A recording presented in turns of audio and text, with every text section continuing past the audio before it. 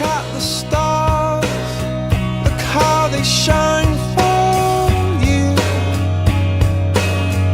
and everything you do. Yeah, they were all yellow. I came along, I wrote a song for you, and all the things you do.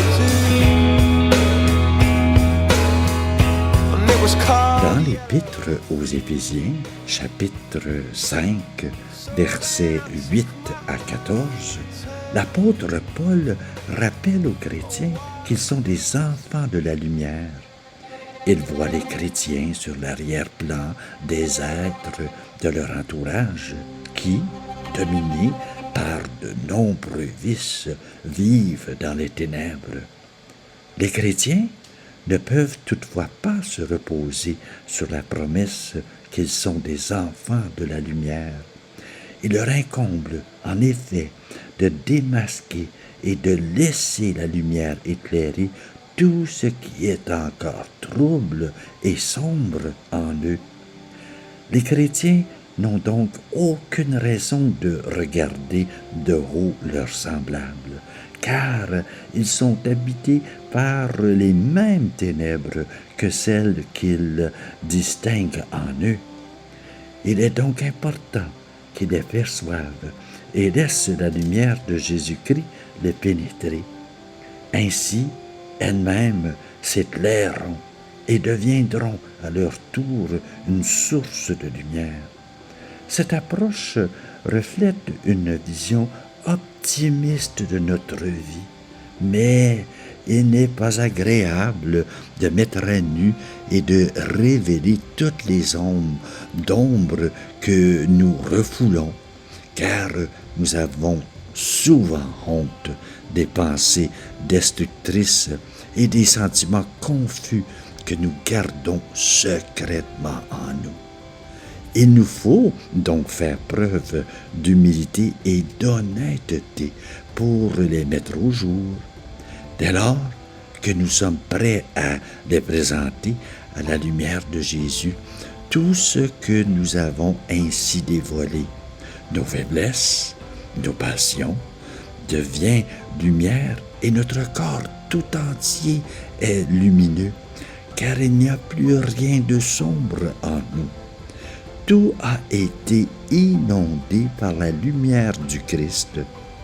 Ce passage de la lettre aux Éphésiens s'achève par un hymne bref provenant manifestement d'une liturgie paléo-chrétienne du baptême, mais qui est adressé maintenant aux chrétiens qui ont déjà reçu le sacrement du baptême. Révèle-toi, ô toi qui dors.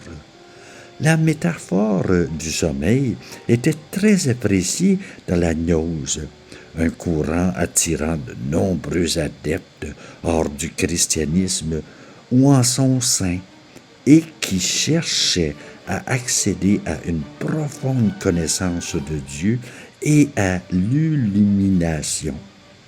Les premiers pères de l'Église, notamment Clément d'Alexandrie ou Origène, ont réagi à ce mouvement et décrit les chrétiens comme les véritables gnostiques, vraiment éclairés par la lumière du Christ.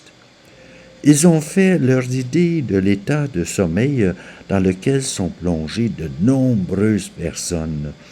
Nous courons tous le risque de nous endormir, de nous laisser engourdir par les illusions que nous nous faisons de notre vie.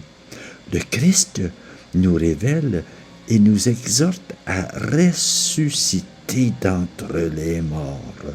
Avant le baptême, nous étions comme morts.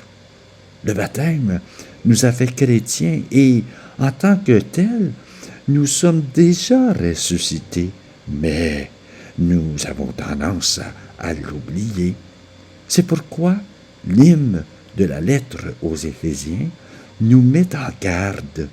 Si nous nous réveillons et ressuscitons, le Christ rayonnera en nous comme une constellation, s'illumine à nouveau dans le ciel.